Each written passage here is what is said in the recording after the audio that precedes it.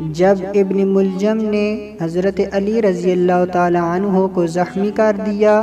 اور حضرت علی رضی اللہ تعالی عنہ بستر موت پر لیٹ گئے، تو ایک دن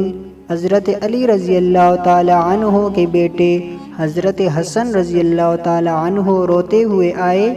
تو حضرت علی رضی اللہ تعالی عنہ نے ان سے فرمایا،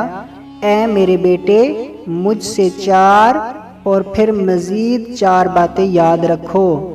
حضرت حسن رضی اللہ تعالی عنہ نے فرمایا، اے ابا جان، پہلی 4 باتیں کون سی ہیں؟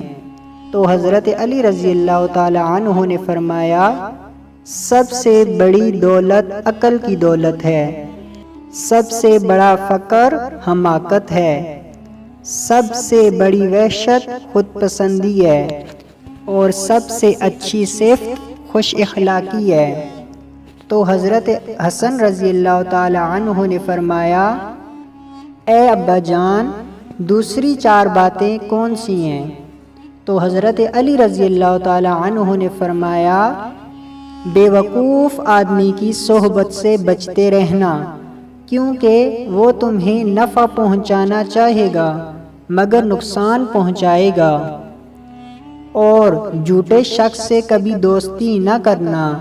کیونکہ وہ جو تمہارے قریب ہیں ان کو دور کر دے گا، اور جو تمہارے دور ہیں ان کو تمہارے قریب کر دے گا، اور بخیل آدمی سے بھی بچتے رہنا، کیونکہ تم اس کے اتنے حاجت مند نہیں ہوگے